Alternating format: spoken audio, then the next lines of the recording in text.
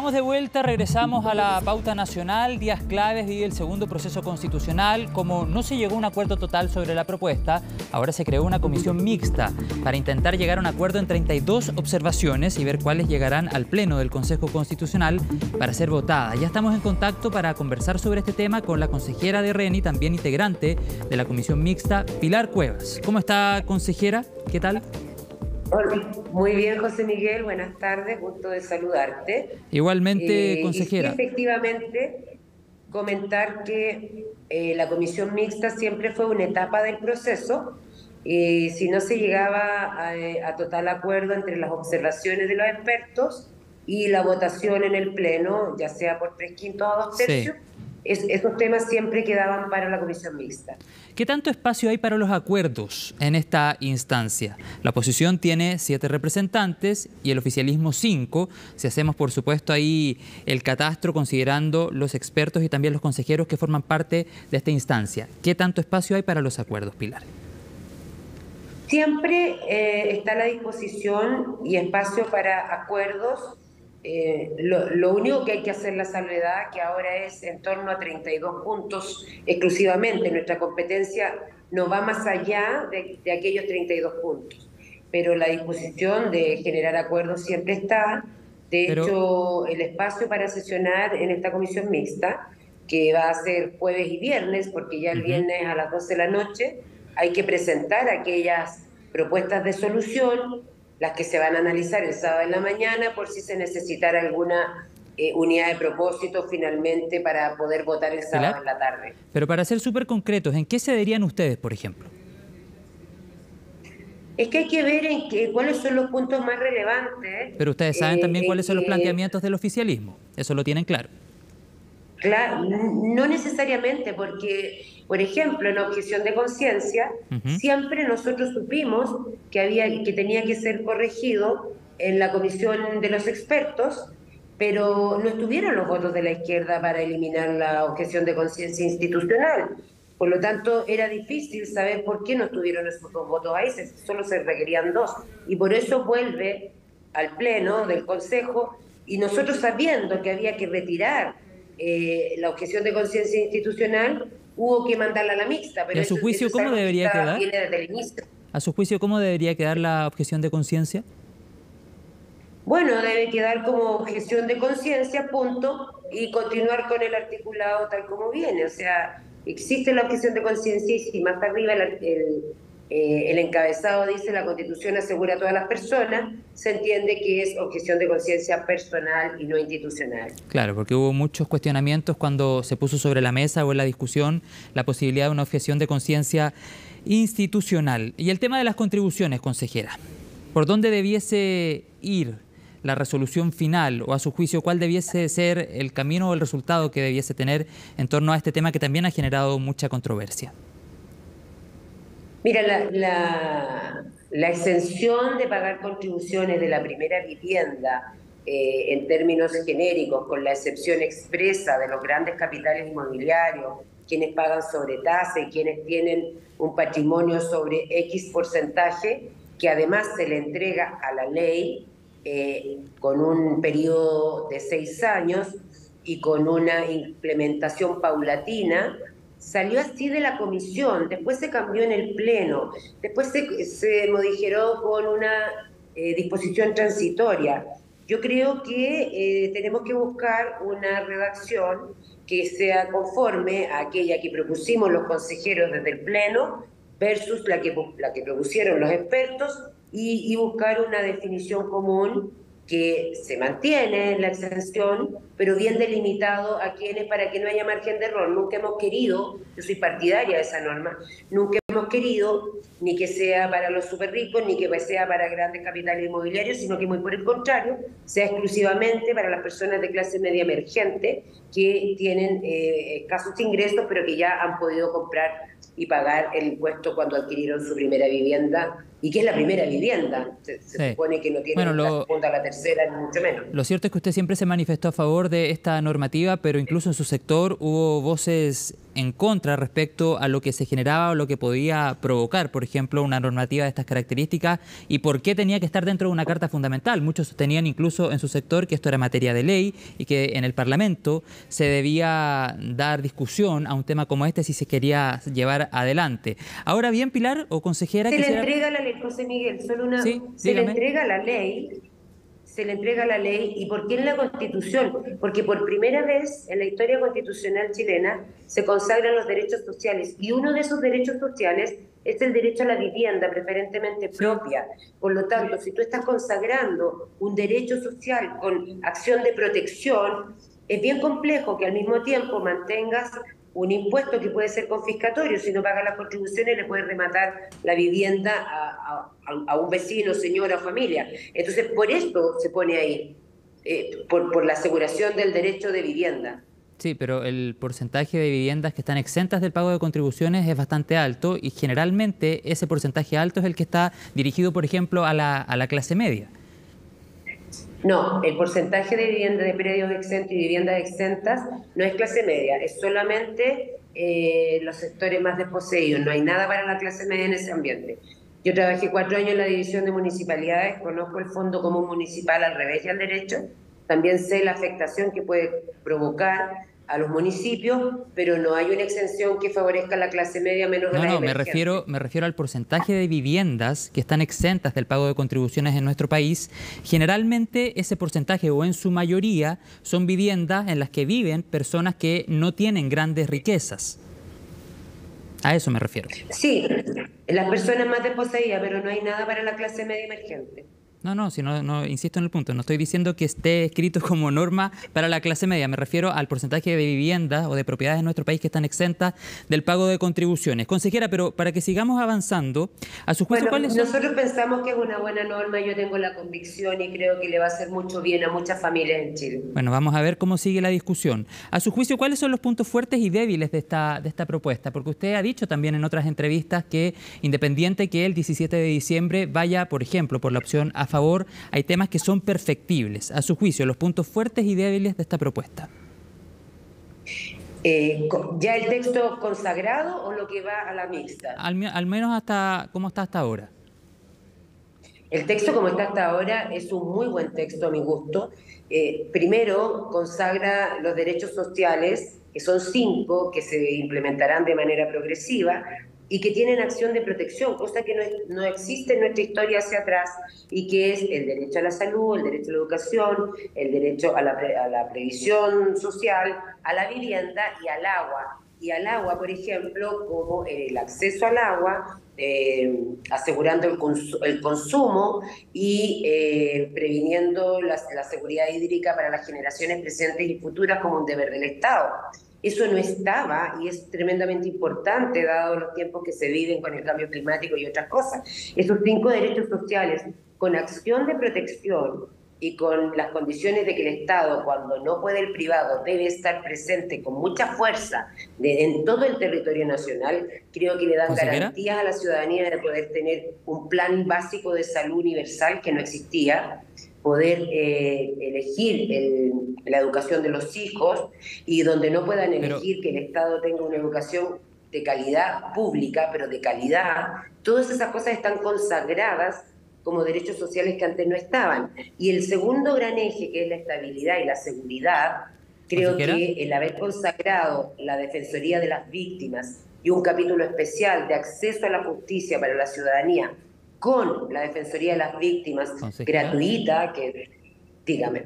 Sí, para que podamos ir conversando y no se nos queden temas en el tintero. ¿Se garantiza la libertad en todos los casos? Porque no sería como decir, la gente va a poder elegir no lo que quiere, sino lo que puede pagar. No, la libertad de elegir es si yo quiero atenderme o si yo puedo, en materia de salud, si yo puedo poder elegir, pero es que cuando hay aranceles fijos y el plan de salud universal es único para todos igual, sin discriminación, ni por sexo, ni por edad, ni con preexistencias, yo puedo elegir este plan básico universal de salud si lo tomo en una entidad pública o en una entidad privada. No tengo por qué estar obligado No, sí, a claro, sí, le tomarlo en una entiendo el entidad punto. pública. Pero a lo mejor una persona se quiere atender en una entidad privada y por el costo asociado no lo puede pagar. A eso me refiero. No, es que el plan básico tiene un costo igual para todos. No hay diferenciación ni por edad, ni por sexo, ni con preexistencia. Esa es la gracia del plan básico universal obligatorio. Por lo tanto, estamos exponiendo el desde que sea igual para todos nosotros. A mí me interesa mucho ese plan porque en la región de Aysén solo hay salud pública y quiero que la salud pública sea de buena calidad y tenga todas las prestaciones necesarias, por ejemplo, para prevenir el cáncer y otras cosas. Entonces, lo que se busca es nivelar la cancha, pero con un piso que a todos nos haga sentido. En materia de educación, poder elegir el proyecto educativo y también el establecimiento educacional como derecho preferente de los padres, creo que también es algo importantísimo para la ciudadanía. Pilar, Y en materia consejera. de agua, tener ¿Ya? acceso para el consumo humano, garantizado como un derecho humano, creo que es tremendamente importante. Y esa era una de las banderas de lucha del oficialismo en muchas de las discusiones que teníamos. Consejera, le veo una connotación especial que hoy, cuando se conmemoran 4 años del denominado estallido social, este proceso, el tercer intento por llegar a una nueva constitución, recordemos que el primero fue el encabezado por la expresidenta Michelle Bachelet, luego la Convención Constitucional, cuyo texto fue rechazado el 4 de septiembre del año pasado, y este es el tercer intento. Le veo una connotación especial que hoy, a 4 años del denominado estallido social, este proceso ya esté en su etapa cúlmine.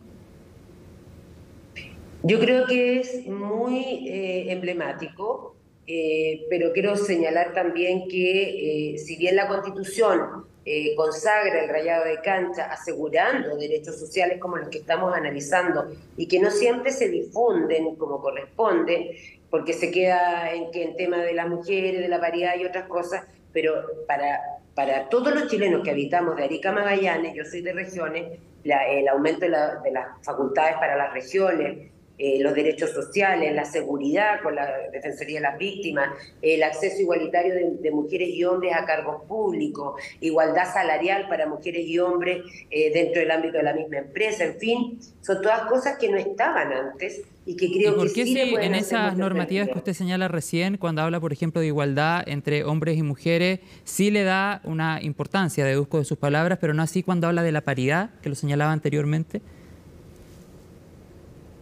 Una cosa Mira, no quita yo la soy otra. súper partidaria de la paridad en todo ámbito de cosas en el inicio.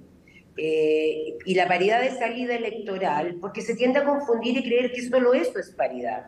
La paridad es un concepto amplio que tiene que ver con cómo hombres y mujeres tenemos mismos derechos y mismo acceso a distintas cosas de la vida pública. La paridad de entrada que se llama, que es tener acceso a los cargos públicos, tener acceso a igualdad y a otras cosas más, eso ya está garantizado. Y la paridad de salida, que es la paridad de salida electoral netamente, que tiene, también se aprobó ayer, a muchos no nos gusta, pero uno tiene que hacer gestos y en lo personal hice un gesto en aras de llegar a acuerdos y entendiendo que hay un sector de la población que le parece muy importante tener esta paridad de salida. A mí no me gusta, pero eso es lo Hoy usted interesante de forma poder parte de llegar un a acuerdos. órgano que finalmente se compuso con paridad de salida también. Sí, pero eso no implica que me tenga que gustar. Yo creo que la paridad de entrada, bienvenida sea, pero después la voluntad soberana, la gente vota y no le gusta que le cambien los candidatos. Y le quiero recordar que en la fallida convención constitucional anterior, la paridad desfavoreció a las mujeres y ingresaron hombres en vez de mujeres. Entonces, no Consejera, siempre es un beneficio para las mujeres. consejera, ¿usted va a votar a favor a secas? Yo estoy a favor del texto como está quedando. Creo que es muy, muy superior al texto de la Constitución del 80. Creo que da grandes avances en materias sociales, pero al mismo tiempo se pone acorde a los tiempos, consagrando la cultura, entendiendo con un capítulo especial de medio ambiente, considerando las variables del cambio climático, y le podría enumerar muchas más. Se agrega cuidados.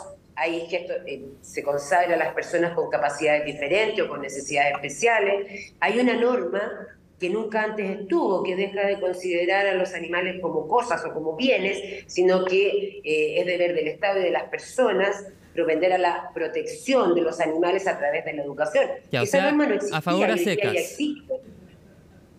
A favor, absolutamente a favor. Porque hace 2 semanas usted señalaba lo siguiente: la propuesta constitucional cumple con requisitos esenciales de fondo, pero sin duda es perfectible en manos de los expertos. ¿Se logró encontrar esa perfección o esos ajustes que usted señalaba, por ejemplo, hace 2 semanas atrás? Lamentablemente no, muy pocos, porque la comisión O sea, de si esta expertos... propuesta se llega a aprobar, ¿usted sería partidaria, por ejemplo, que en el futuro se le incluyan reformas? Siempre las constituciones pueden ser reformadas, José Miguel. Nada es Se lo estático en pregunto, una se lo pregunto porque en la democracia. discusión política de la vez anterior, cuando tuvimos el plebiscito del 4 de septiembre, hubo ciertas posiciones políticas que decían, por ejemplo, aprobar para reformar. ¿Se acuerda? A eso apunto con la No, pregunta. pero yo no estoy de acuerdo con eso. Ya. No estoy de acuerdo con eso. Yo lamento, mira, siempre hemos querido llegar a acuerdos con la izquierda y con el oficialismo. Hemos dado muchas muestras y muchos pasos. Ellos han cerrado todas las puertas. Uno siempre dice, está a la disposición a llegar a acuerdos. Esto puede ser perfectible en manos de los expertos. Esperábamos que la izquierda diera 2 de sus votos, solo se requerían 2. Y no dio ninguno de sus votos ni para mejorar o para llegar a grandes acuerdos en materia de libertad sindical, en materia de vida y muchos otros. Entonces, obviamente uno tiene la mejor disposición, pero si no se dio, bueno, vamos a seguir intentando en la mixta, pero a mí, como está el texto hoy día, me gusta desde el punto de vista de los principios que debe consagrar una constitución en materia de derechos, en materia de libertades, en materia de deberes, ¿Y qué a su en juicio materia de sistema político. y a su juicio qué aspectos siguen siendo perfectibles aún? ¿Se podrían mejorar? Los que comentábamos recientemente, por ejemplo, en materia de objeción de conciencia, retirar la palabra institucional para que quedara, que esto hacía mucho ruido. Hay un tema que tiene que ver con los migrantes, que se habla de migración ilegal, y hoy día, de acuerdo a los tratados internacionales y a la propia legislación de nuestro país, es migración irregular. Entonces, hay cosas que, a esto me refiero yo con temas perfectibles, en cuanto a dónde cumplen la pena, cómo se estipula esto, que sea concordante con los tratados internacionales. En materia de tratados internacionales también está redactada la norma, pero entre la del Consejo y la de los expertos hay algunos matices que nos pueden llevar a mejorar la redacción, consejera, y también algunas cosas de fondo. Y lo último, ¿cuál es el quórum para modificar esta propuesta de ser aprobada el próximo 17 de diciembre? Me refiero a modificaciones que se le pudiesen hacer posteriormente en el Congreso. Bueno, está dependiendo de los capítulos, hay 4/7 y 3/5. Perdón, y 2/3. ¿Y hoy cuánto es? Pero el 17 de diciembre la idea no es que se cambie inmediatamente. La gente que lo entiendo, pero cerrar el proceso. Lo sé, pero se lo digo para tener todos los antecedentes sobre la mesa. Estamos hablando de 3/5 y hoy son 4/7, es decir, el quórum que se requiere hoy, por ejemplo, para modificar la actual Constitución es menor al que se requeriría si esta propuesta es aprobada. Si usted me quiere llevar a qué es mejor, si mantener la actual Constitución, como están pregonando ahora las le pregunto personas del oficialismo, para analizar. Está bien, es una postura y es válida. Lo que yo quiero dejar claro es que esta Constitución, así como está, tiene consagrados derechos tremendamente importantes para la ciudadanía y está hecha también con mucho foco en materia de seguridad, en materia de combatir, por ejemplo, en materia judicial o poder judicial o fiscalía, la fiscalía supraterritorial para combatir el narcotráfico y el crimen organizado. Esas cosas no están en la actual Constitución y creo que había que darle rango constitucional. Hay el sistema político, disminuir el número de parlamentarios, por ejemplo, son temas que quizás no se habrían hecho porque jamás habrían propuesto esa reforma a los propios parlamentarios. Bueno, es importante tener toda la información sobre la mesa. Ahí la conversación con la consejera Pilar Cuevas de RN, también miembro de la comisión mixta, para que la ciudadanía de cara al plebiscito del 17 de diciembre tome una decisión con toda aquella información. Le agradezco la conversación, consejera, que tengan buenas jornadas de discusión en la comisión mixta. Quedamos conectados. Muchas gracias. Muchas gracias, José Miguel, que esté muy bien. Que esté muy bien también.